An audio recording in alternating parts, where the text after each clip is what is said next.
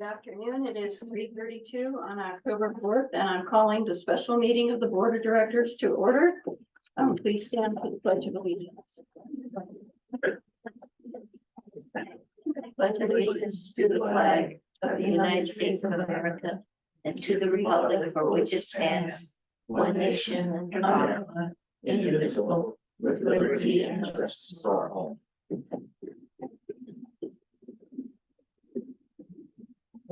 We have a quorum, all directors are present. Because this is a special meeting, public comment will be on agenda items only. Mr. Carmel, would you introduce the closed session? Thank you, Madam President.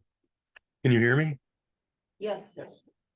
The board will now adjourn to closed session for a conference with its real property negotiators pursuant to Government Code Section 54-956.8. The property under discussion is the SR4 well site located at 2950 Santa Rosa Creek Road, Cambria. Assessor's parcel number 013-081-075. The agency negotiators are General Manager Matthew McElhaney and District Counsel Timothy J. Carmel. The negotiating party is Coast Unified School District, and under negotiations are the SR4 well site lease price and terms of payment. Thank you. Thank you. Before we adjourn to closed session, we'll take public comment on the closed session item only. Did you wish to speak? I did, yeah. Okay, Mr. Townsend wishes to speak. Let's see here. President Dean and members of the board, thank you for the opportunity to comment on the proposed extension of the agreement with the school district to the SR4 well site and its related access easements. For the past 20 years, CCSD has been paying a large annual fee to the school district to install, operate, and maintain its SR4 well. These payments, totaling somewhere around $730,000 to date, appear to this observer to be far in excess of the value of the rights being conveyed. At your September 21st meeting, the board directed staff to seek an appraisal of the required land tenure with an eye towards securing those rights at their full and fair market value. This is the correct and appropriate approach, which has been used by public agencies forever. This approach is not confrontational. It's not assertive or aggressive towards the school district. It's how professionally led and managed public agencies do business. As stewards of the ratepayers' funds, the board has a fiduciary duty to ensure that the district does not overpay for goods, services, or capital projects. You have a duty to protect the ratepayers, and Lord knows CCSD is not swimming in extra cash. Towards that end, and given that the current agreement has expired, CCSD should offer to extend the existing agreement for 1 year while an appraisal is being completed. CCSD should then offer to acquire the necessary land tenure, either by easement or fee title, for its full fair market value, no more and no less.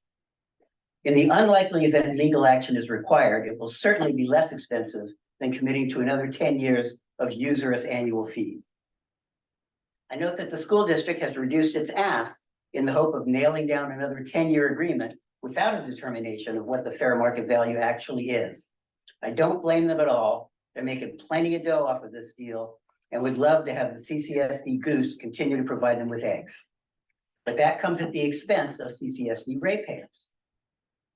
This is not the first time this board and management team has been tasked with cleaning up a mess left to them by previous administrations. I'm grateful that you have taken on the task of putting the district on a firm financial footing and appreciate your efforts to resolve these long-standing problems.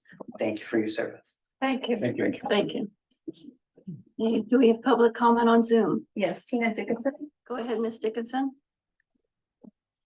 Thank you, President Dean. I have a little bit of a different take than Mr. Townsend. At the September 21st meeting as the directors, if you recall, and Mr. Carmel, I said, why not go back to the negotiating table? Why not go back to the drawing board and try to work this out?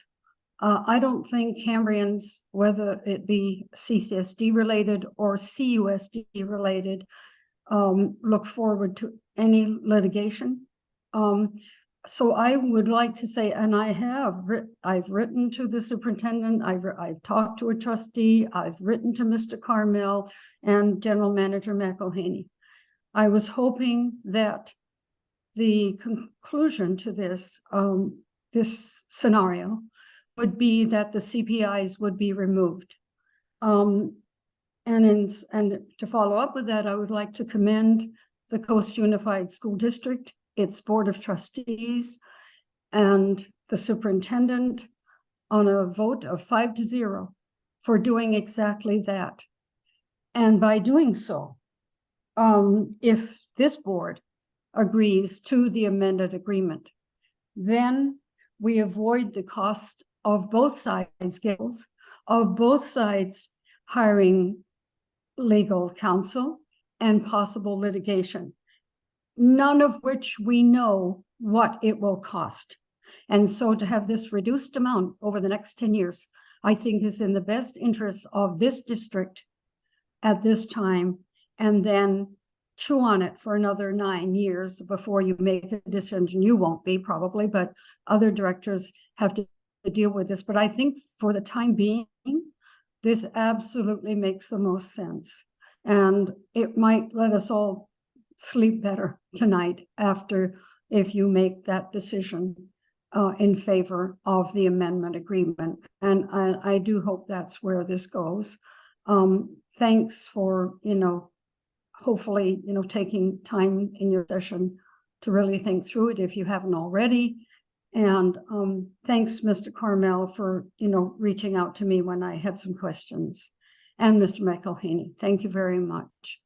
So with that said, I would ask legal counsel to have a report from closed session directly following your closed session meeting today.